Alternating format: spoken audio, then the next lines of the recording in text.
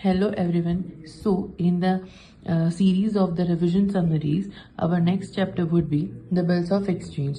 Okay, so for bills of exchange, parties of the bills of exchange would be drawer. अब drawer में बहुत सारे लोग confuse होते हैं कि drawer और drawee ऐसा नाम आता है तो they get confused. So drawer means the person who has returned the bill, the person who has writes the bill.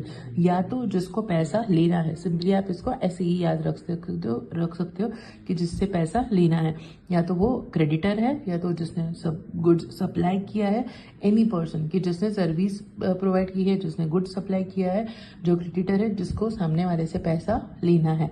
And ड्रॉई is the person who science the bill, यानी कि जिसको पैसा देना है. ओके, सो वो अपना डेटर हो गया. Payee is the person to whom bill amount is paid. अभी जरूरी नहीं है कि जो ड्रॉई होगा वही पे ही होगा, क्योंकि देर इज अ चांस कि हमने एंडोर्समेंट कर दिया है, बैंक में जाके बिल डिस्काउंट कर दिया है. सो इट इज पॉसिबल कि हमने वो बिल अपने पास on the date of maturity ना भी हो. So payee would be the different than the drawer. Okay, so payee means the person जिसको अपने बिल्स ऑफ एक्सचेंज का लास्ट में पैसा मिलेगा. And endorsee means the person in whose the favour of bills is issued, यानी कि suppose A ने B को बिल इश्यू किया. ओके, एंड बी ने एक्सेप्ट किया एंड ए ने अपने पास रखा till the date of maturity. But in any case B A को किसी और को पैसा देना है, फॉर एग्जाम्पल सी को. तो जब ए सी को पैसा देने वाला है तो ए क्या करेगा, अपना बिल ए को ट्रांसफर कर देगा और बोलेगा भाई तो on the date of maturity तो बी से पैसा ले लेना. So that is called endorsement. तो A C is the endorsee C in our case. Okay, now अभी बिल्स ऑफ एक्सचेंज की ड्यू डेट कैसे कैलकुलेट होगी. तो due date will be the date of drawing, जिस डेट पे मैंने वो बिल बनाया है वो date, plus tenure of the bills, मैंने कमिटमेंट किया होगा 2 महीने बाद 3 महीने बाद जब भी पे करूंगी तो वो वाला date, plus 3 days of grace. अब 3 days ऑफ ग्रेस का कैलकुलेशन इस तरीके से होगा कि suppose on the by adding 3 days of grace, अगर पब्लिक हॉलीडे आता है तो उसके आगे का दिन गिना जाएगा एज द ड्यू डेट या तो as the maturity date. But suppose 15 March को है, 15 मार्च को ही कुछ अचानक से ही कुछ एक्सीडेंटल इश्यू हो गया, या तो अचानक से गुजरात बंद हुआ, अहमदाबाद बंद हुआ, ऐसा कुछ ऐलान आ गया एंड उसकी वजह से we could not do the any transaction. So उसके नेक्स्ट डे का date would be considered as the due date. Okay, now moving to the next point. अब बिल्स ऑफ एक्सचेंज में क्या क्या पॉसिबिलिटीज हो सकती हैं. तो फर्स्ट इज आइदर मैं बिल को रखूंगी मैच्योरिटी तक होल्ड करके रखूंगी, यानी कि I have that much patience के अगर 12 दिसंबर को बिल इशू किया है तो मैं 15 मार्च तक उसको होल्ड करूंगी. 15 मार्च के टाइम उसको उसके पास जाऊंगी, बिल लूंगी और मीन्स बिल इशू करूंगी और उसके पास से पैसा लूंगी, that kind of a thing. Then discounted at the bank means ऐसे बंदे भी होंगे जिनको पैसा इतना वेट करने का पेशेंस नहीं होगा पैसों के लिए. So that person will go to the bank, बोलेगा भाई तेरे को डिस्काउंट का जितना पैसा लेना है वो काट ले और बाकी का मुझे दे दे. तो सपोज 1000 का बिल होगा तो वो 100 रुपये अगर बैंक काटने के लिए रेडी है तो वो बैंक काट के बाकी के 900 अपने पास ले लेगा. देन दूसरा इसका reverse scenario, that is paid before maturity. इसको क्या बोलेंगे कि किसी के पास अचानक ही आज पैसा आ गया, जैसे अपना ड्रॉई है उसके पास अचानक ही आज कुछ बड़ा कॉन्ट्रैक्ट साइन हो गया, उसकी वजह से कुछ अमाउंट आ गई, तो वो बोलेगा मैच्योरिटी तक काहे के लिए वेट करना, अभी की अभी पे कर देता हूँ. So that is called paid before maturity और the retirement, early retirement of the bill. Okay, तो जब भी अर्ली रिटायरमेंट होगा तब जो भी ड्रॉई होगा उसको फायदा होगा. जैसे कि 1000 देना है तो उसको शायद थोड़ा कम देना पड़े क्योंकि वो 3 महीने से पहले पे कर रहा है, तो वो उसका डेफिनेटली इंटरेस्ट उसका इनकम हो जाएगा. देन एंडोर्स टू समवन, जैसे अभी बात की that bill would be endorsed to someone, अगर मीन्स क्रेडिटर है तो उसके क्रेडिटर को भी वो एंडोर्स हो सकता है.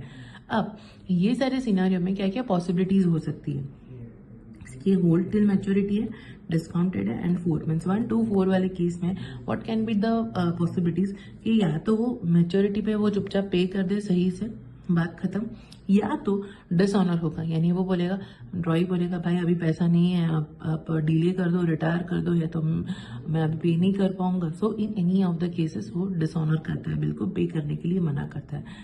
ऑनर करना यानी पे करना, डिसऑनर यानी कि मना करना.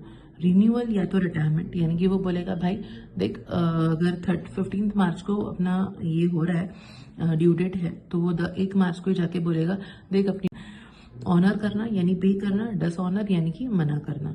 रिन्यूअल या तो रिटायरमेंट, यानी कि वो बोलेगा भाई देख अगर 15 मार्च को अपना ये हो रहा है ड्यू डेट है, तो वो 1 मार्च को ही जाके बोलेगा देख अपनी ड्यू डेट आने वाली है बट मेरे पास सच में ज़्यादा पैसा नहीं है, तो तू क्या मुझे 15 मार्च के बदले 15 अप्रैल तक का टाइम दे सकता है, ठीक है, तो वो अपना रिन्यूअल आ जाएगा। देन या तो फिर वो रिटायरमेंट होगा। दूसरा रिटायरमेंट यानी कि जो अर्ली रिटायरमेंट की बात की मैंने, वो चीज़ हो सकती है। And third point is bad debt. Bad debt यानी कि वो बोल ही देगा कि भाई पैसा ही नहीं है, तुझे जो उखाड़ना है उखाड़ ले, मैं पैसा नहीं दे पाऊंगा, तो उसमें जो भी अपना 50% 60% जो पैसा मिलेगा वो, और बाकी का considered as the bad date.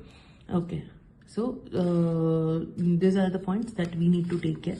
Now moving to the next point, there are some thumb rules to follow this process, to do the any sums of the bills of exchange. अपने क्या होता है कि कभी कभी डेबिट और credit को match करने के लिए we change the bills receivable का या तो बिल्स पेएबल का amount. So never change the amount of bill, means bills of exchange में कोई भी बिल्स रिसीवेबल या तो पेएबल का अमाउंट कभी भी चेंज नहीं होगा। एक बार जो बिल रिसीवेबल का अमाउंट आपने डिसाइड किया है वही रहेगा, बिल्स पेएबल का अमाउंट एग्जैक्ट उसका अपोजिट रहेगा। ओके, सो मीन्स अगर बिल्स रिसीवेबल है तो डेबिट में आया है, तो बिल्स पेएबल में उतनी ही अमाउंट क्रेडिट में आएगी। सेम वे अगर डिसऑनर होता है या तो रिन्यूअल होता है, तो हम भूल जाते हैं, एक हिडन एडजस्टमेंट होता है, तो हमें वो रिवर्सल की एंट्री हमेशा पास करनी है। कि सपोज बिल्स रिसीवेबल के टाइम पे हमने एंट्री पास की, bills receivable account debit to mister A, okay, तो अगर डिसऑनर होता है तो ए टू बिल्स रिसीवेबल ऐसी एंट्री पास करनी है, एंड बिल्स पेएबल के केस में अलग scenario. So always it has to be remembered, आपने बोला हो नहीं बोला हो, अगर रिन्यूअल का केस है, डिसऑनर का केस है, तो पहले ऑलवेज रिवर्सल एंट्री पास होगी, फिर उसके आगे ही बढ़ोगे, अदरवाइज आपके डेबिट क्रेडिट मैच नहीं होंगे। Then third point would be check in case of the renewal if interest is paid separately और एडेड इन द बिल्स। जब भी रिन्यूअल का केस आता है, रिन्यूअल यानी कि वो जैसे अपने ने बात की थी कि 15 मार्च का वो 15 अप्रैल को पे करने के लिए रेडी है, तो 1 महीने का तो मफत में तो नहीं देंगे, definitely we will ask some interest on it, तो 1 महीने का इंटरेस्ट चार्ज करेंगे।